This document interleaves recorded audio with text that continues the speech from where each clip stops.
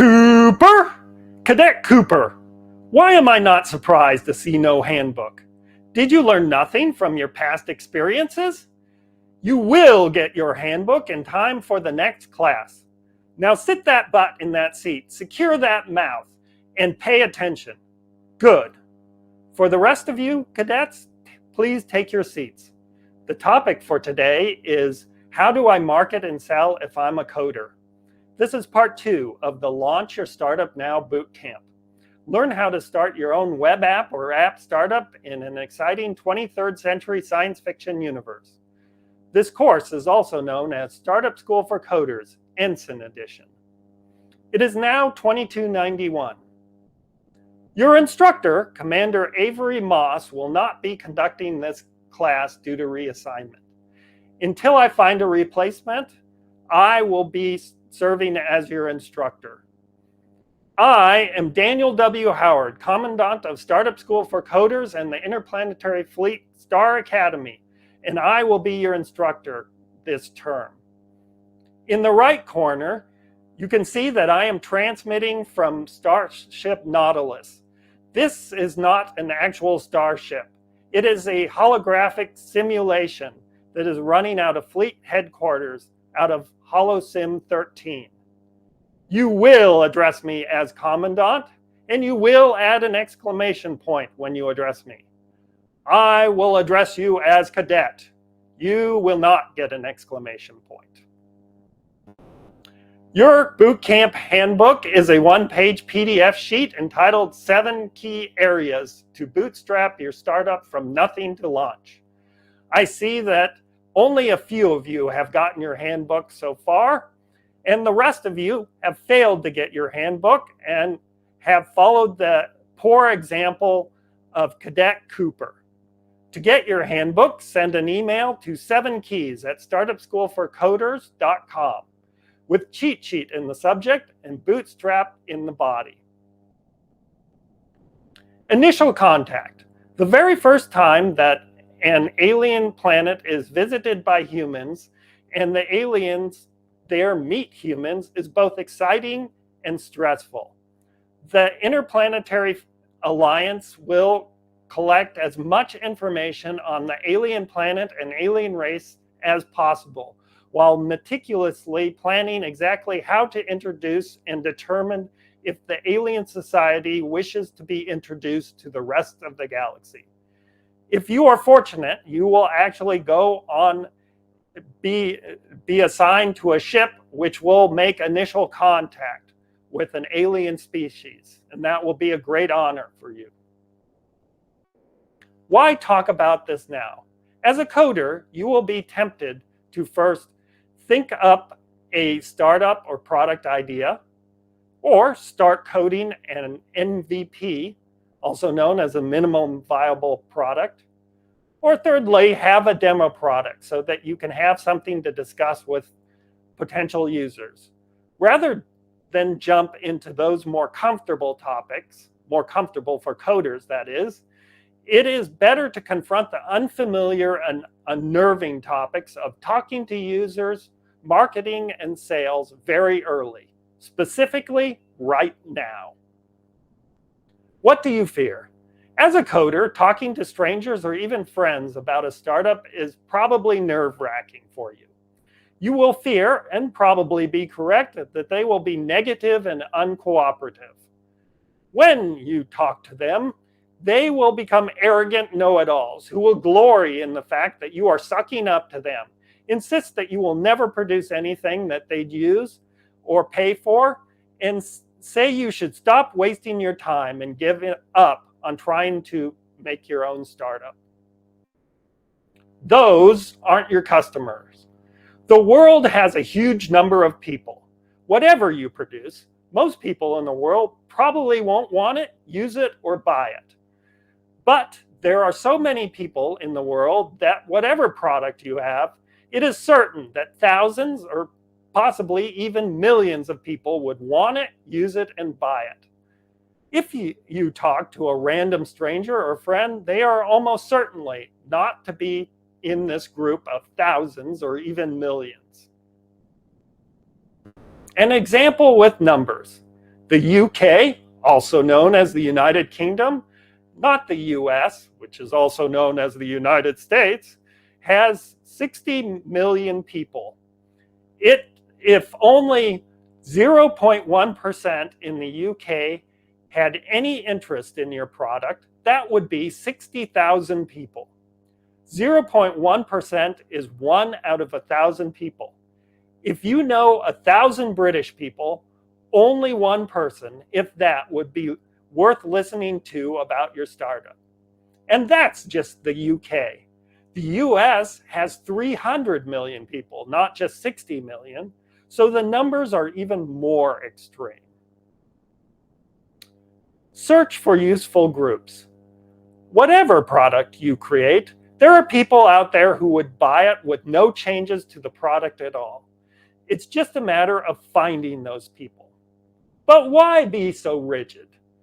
If you go out and find several groups of people, not just any group, but what I call a useful group, you could change your product or develop a new product that would appeal to some people in some of those useful groups. A useful group isn't just a group. It's a group that is useful to startups. A useful group already exists, is organized around a topic or problem, can be addressed easily as a group, and has some needy individuals. That is, individuals that actually need something. It might be a meetup group.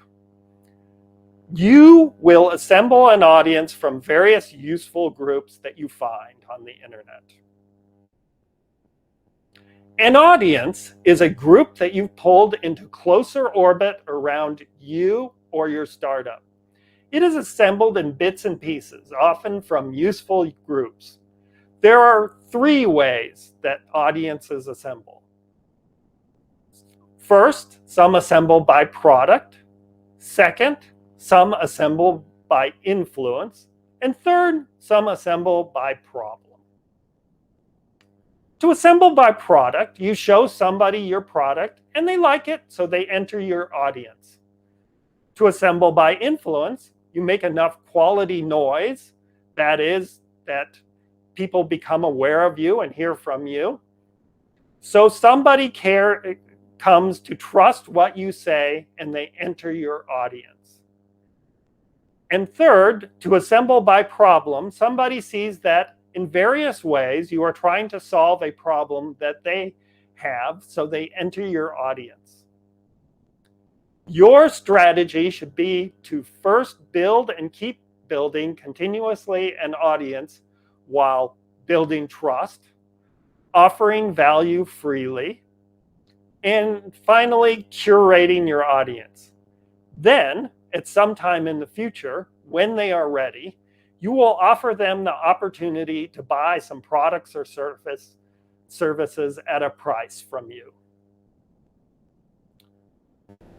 Build an audience. Essentially, this is defined by the idea, volunteer if you want to be in my audience. You aren't cold calling, talking to suspicious people, or awkwardly forcing your product into social conversations. You aren't trying to force people into your audience or even looking for people to join your audience. You are going online and bringing to the small percentage of people who will self-select to be in your audience the opportunity to know that they want to volunteer to be in your audience. It will take a few months at least. At first, nobody will know who you are and nobody will trust you. Most people will be there to help themselves, but over time you will stand out because you are helping other people. You should start on this as soon as you can. And second, devote time daily to going online. Now, admittedly, it doesn't necessarily have to be daily, but the sense is that most days you are going online and interacting with people such that they can come to trust you and you will build an audience. Devote time daily to 1, going online, 2, hanging out in online groups. 3, reading what others are struggling with.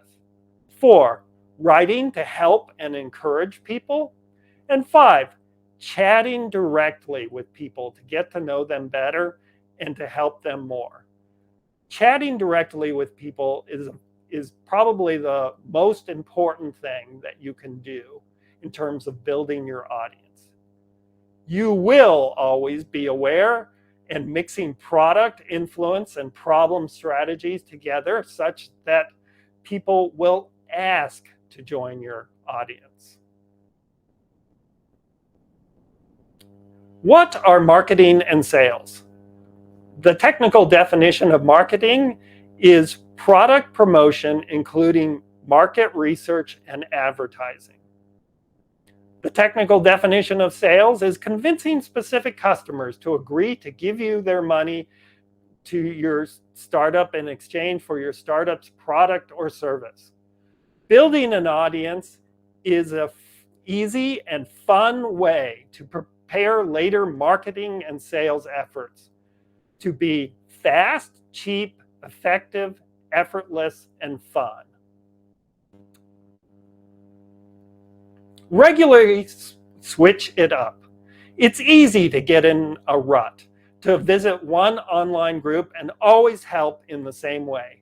Earlier, I said that only a small percentage of the population will be interested in you. To continue to build your audience, you will need to go to new groups and do new things so that new people can become aware of you so that they can have the opportunity to join your audience. If they don't know about you, they can't join your audience. This is new. Pre-internet, you couldn't do this.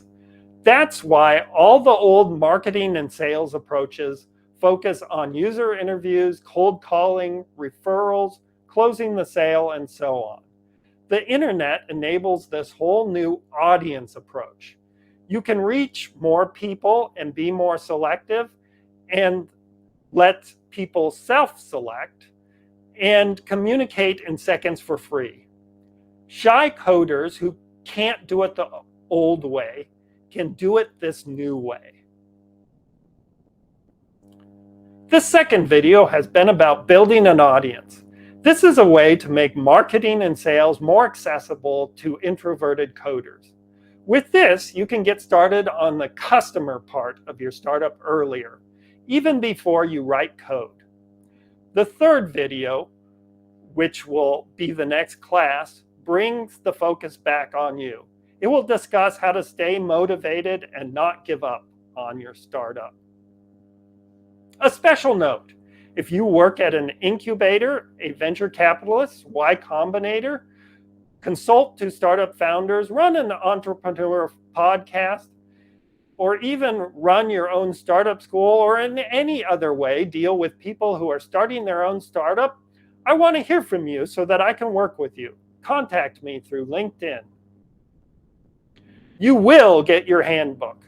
Your bootcamp handbook is a one-page PDF sheet entitled 7 Key Areas to Bootstrap Your Startup from Nothing to Launch. Send an email to 7keys@startupschoolforcoders.com with cheat sheet in the subject and bootstrap in the body. And Cadet Cooper, I expect to see that handbook at the next session. Hopefully, I will find a replacement for myself by the next session, and you will have a new instructor.